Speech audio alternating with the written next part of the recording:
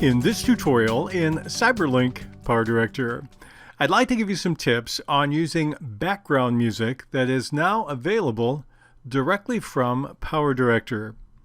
You can get it one of two ways. You can become a 365 subscriber, which gives you access to lots of background music, or you can buy individual packages. In the recent past, you often had to go to other vendors to find any background music to use at all, but now you have some, and it's a growing library available from PowerDirector. When you're looking at a project and you have the option of having audio, there's a huge difference between quality background music and none at all. For example, if I play this clip, you notice that we have some great footage, a boat and a lighthouse, very good, but there's no energy to it. But if I take that same clip and turn on my music track, and this is a clip that I got from the library available as a 365 subscriber, and play it.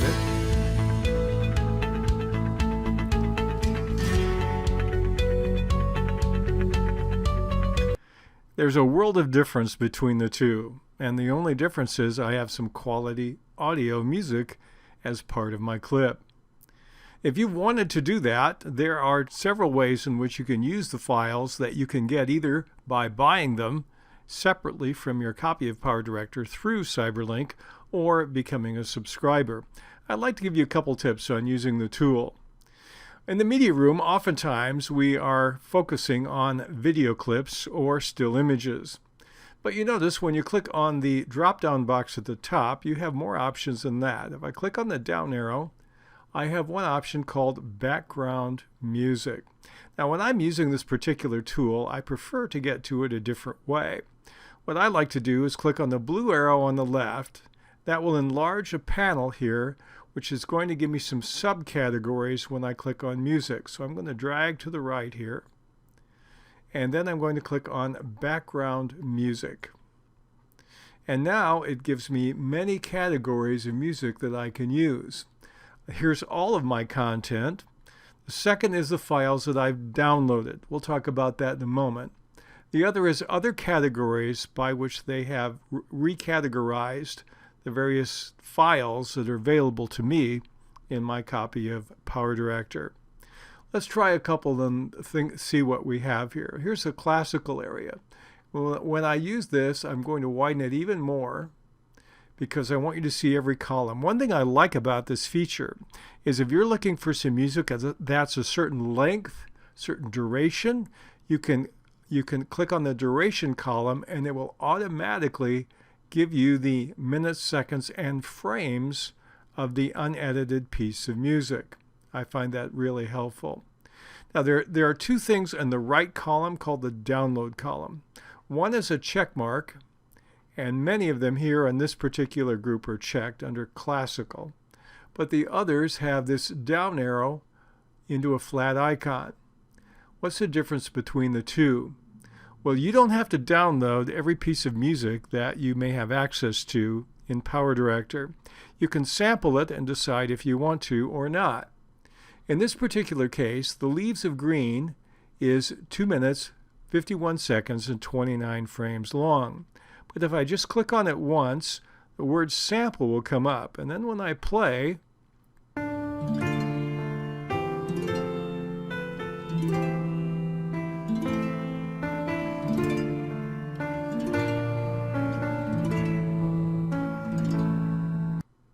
you notice I did not get over 2 minutes worth of music. I just got the first measures, the first few bars. And so it gives you a sample. If I decide I don't want to use this in my system, I don't want it to take up time, then I don't have to. If I want to use it, I simply click on the download arrow. It will download the file, and it will add it to the number here that says downloaded.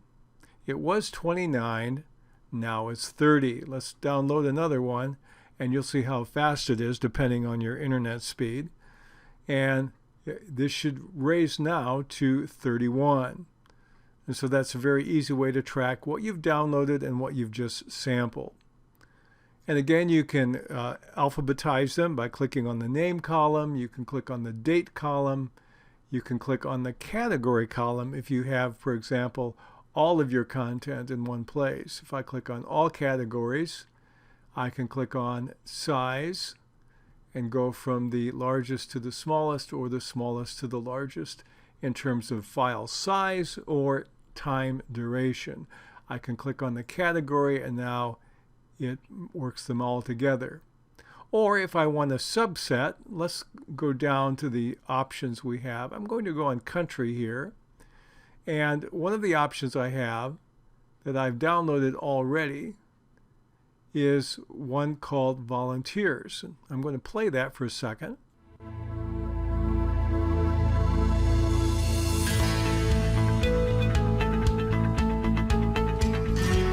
That's the one that you heard at the beginning of this tutorial. Now, I like it, but I wouldn't classify it as country. I haven't found a way to recategorize any of the songs. If you want to know a little bit more about any of them, all you need to do is what I'm doing here, is simply hover over the name, and it will give you a little bit about name, category, composer, and label. That's an easy way to find out a little bit more about that particular tune. Now, technically, all of these are supposed to be usable. There's some interaction on the Cyberlink website in the forums that sometimes they're flagged by YouTube and others. But eventually, all of the ones that they have got the rights to are ones that will be recognized out there in the community. So this is a simple way to add music. Now, again, you have two options. One is to become a 365 subscriber. If you'd rather not do that, you can download individual packages of songs separately. But this is a nice little tool to really increase the quality of your productions as you combine quality video with quality background music as well.